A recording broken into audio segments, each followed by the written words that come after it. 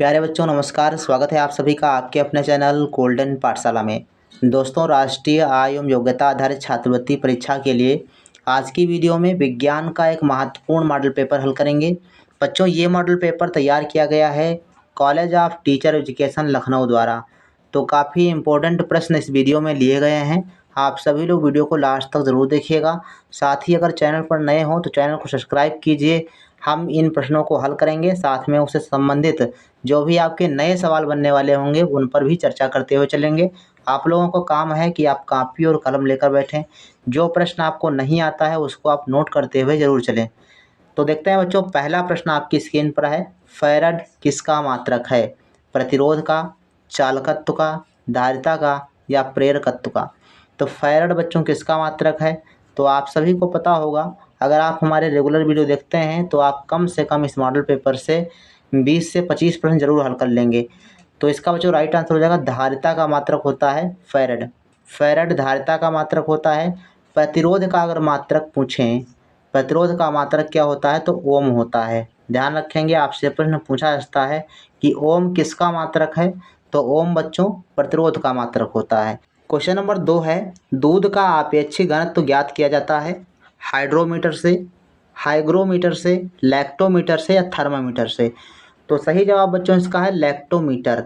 इसके अलावा अगर हम बात करें हाइड्रोमीटर की, तो हाइड्रोमीटर से किसी भी तरल पदार्थ का आपेक्षिक घनत्व या उसका घनत्व ज्ञात किया जाता है। इसके अलावा हाइग्रोमीटर, यहाँ पर हाइड्रो है और यहाँ पर हाइग्रो है। तो हाइग्रोमीटर से वायु में उपस्थित नमी को मापा जाता है या वायु में आर्द्रता को मापा जाता है। तो ये आप कह सकते हैं। थर्मामीटर से शरीर का तापमान मापते हैं थर्मामीटर से। तो इन प्रश्नों को आप लिख लीजिए।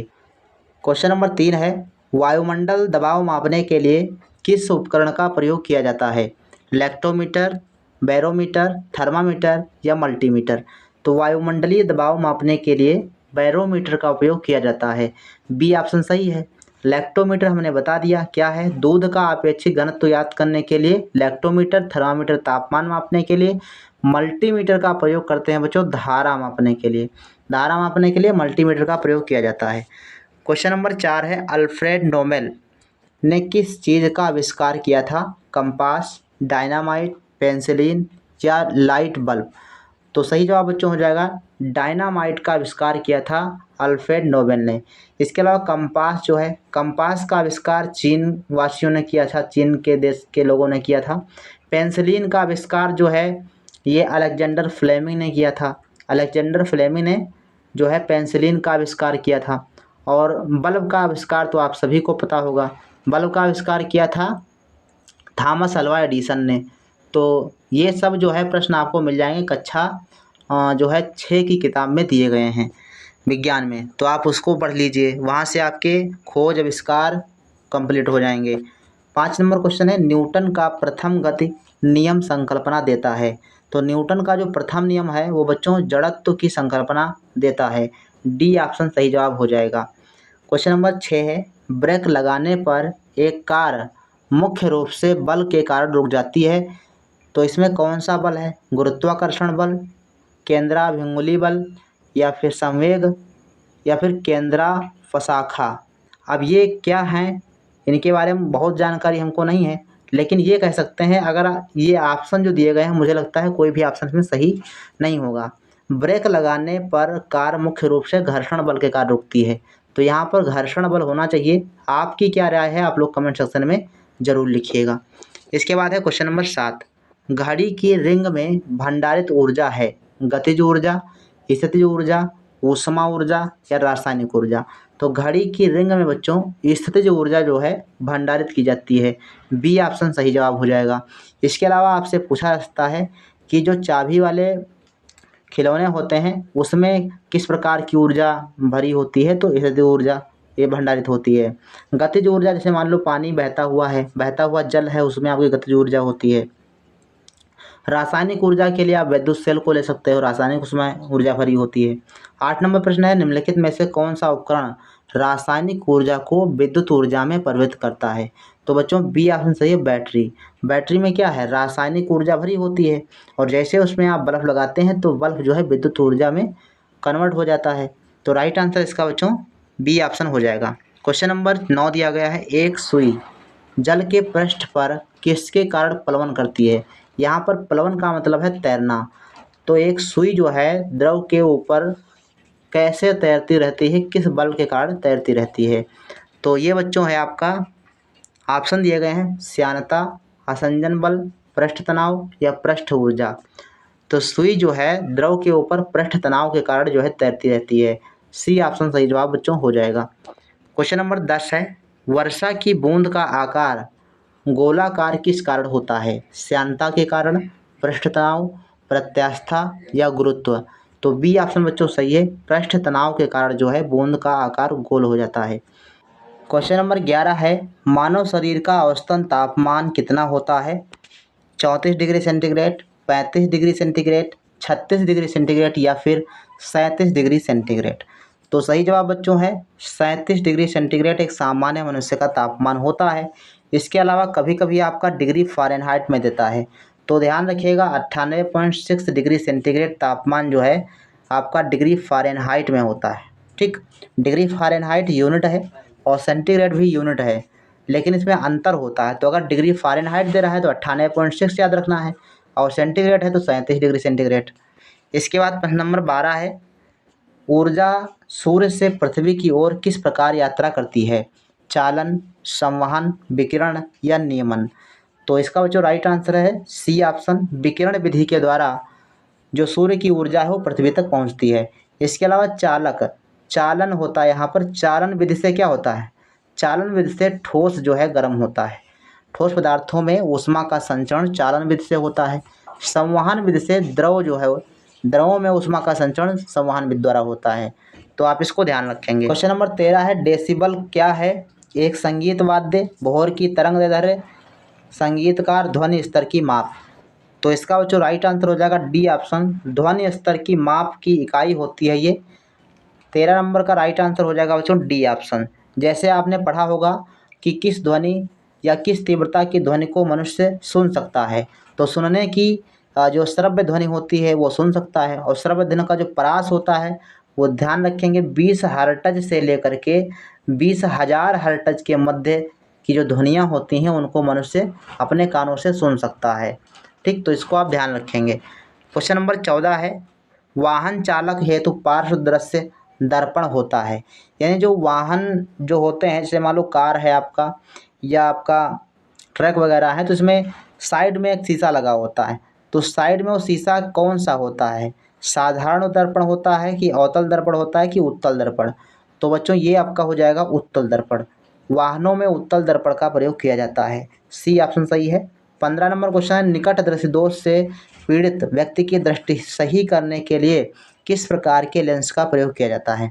सीधा सा प्रश्न अगर पूछें तो निकट दृष्टि दोष में कौन सा लेंस प्रयोग किया जाता है, तो हमने आपको सूत्र बताया था भाई, दाऊनिया याद कर लीजिए, दाऊनिया। इससे आप तुरंत याद कर लेंगे, तुरंत आपको याद हो जाएगा। दाऊनिया का मतलब यह है कि दूर दृष्टि दोष अगर है तो उत्तल लेंस का प्रयोग करेंगे, अगर निकट दृष्टि दोष है तो आप जो है अवतल लेंस का प्रयोग करेंगे। तो इन दोनों को आप लिख लीजिए, दूर दृष्टि दोष तो उत्तल लेंस और निकट दृष्टि दोष तो अवतल लेंस।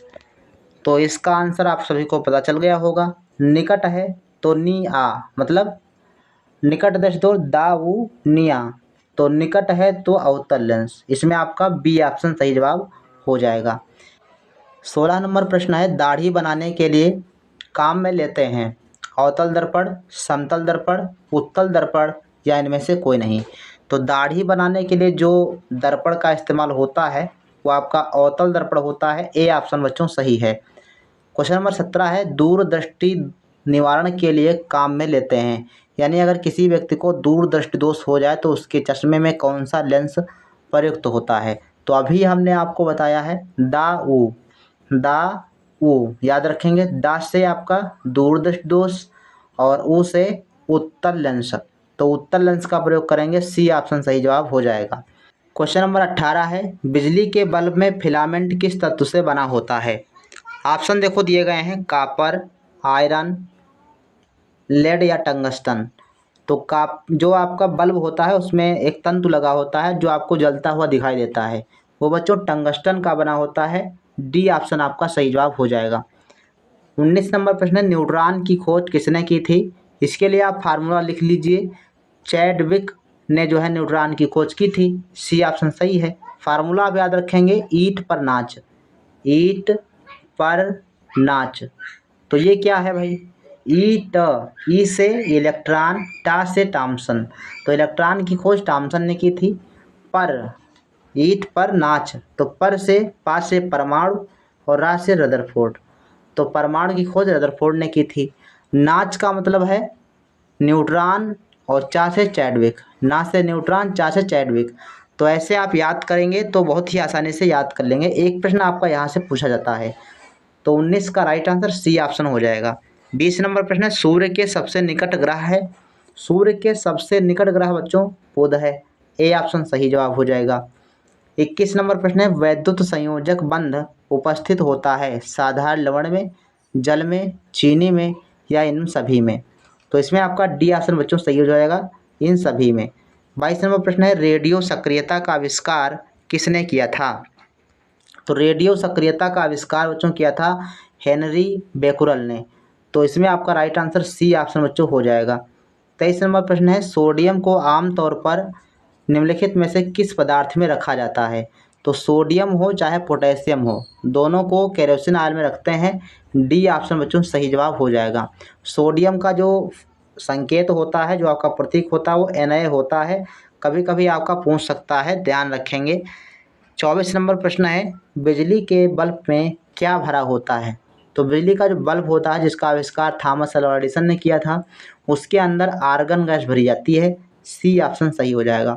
25 नंबर प्रश्न है, निम्न में से कौन सा कीटभक्षी पौधा है? नागफनी, शीशम, ड्रोसेरा या जलकुंभी? तो बच्चों सी सही है। ड्रोसेरा हो गया, वीनस फ्लाई हो गया। तो ये सभी जो होते हैं वो कीटभक्षी पौधे होते हैं, और ये उन स्थानों पर पाए जाते हैं जहाँ पर नाइट्रोजन की कमी होती है। खास करके दलदली स्थानों पर ये पाए जाते हैं। नागफनी क्या है? ये आपका मरुस्थलीय पौधा होता है। जलकुंभी ये जलीय पौधा होता है। 26 नंबर प्रश्न है, हीरा निम्नलिखित का सरल रूप है?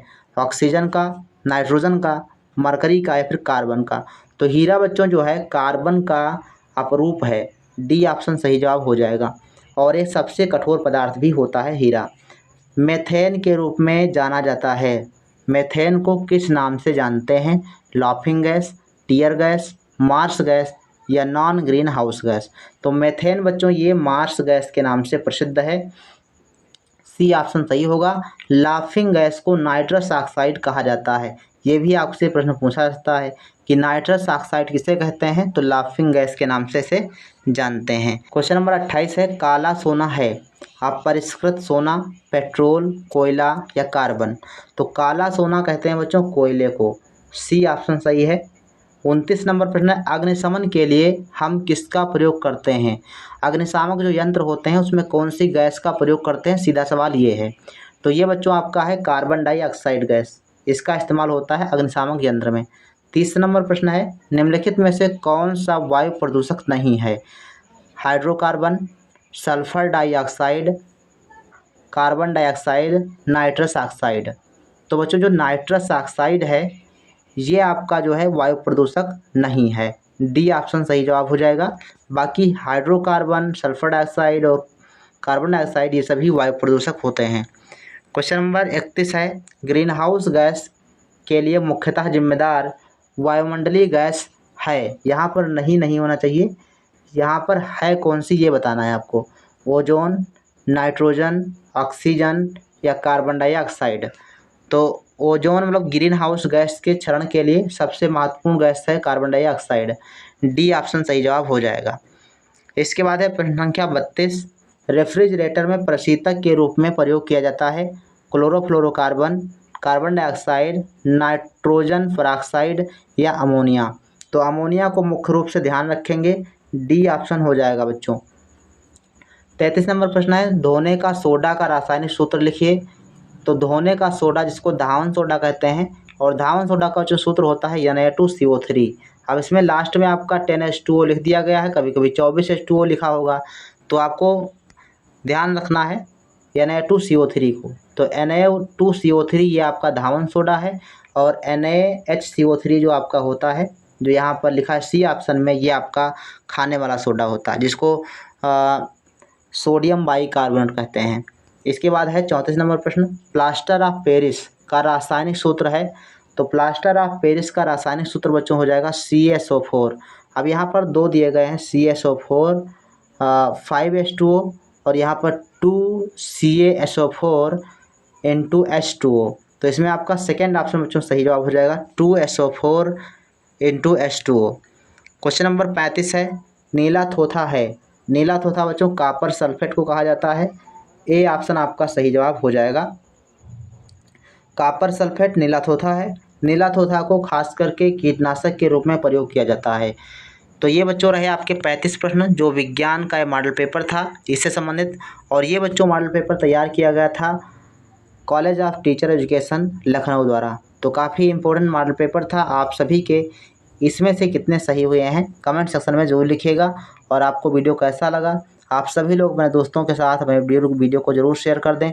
मिलते हैं नेक्स्ट वीडियो में, तब तक के लिए धन्यवाद। जय हिंद, वंदे मातरम।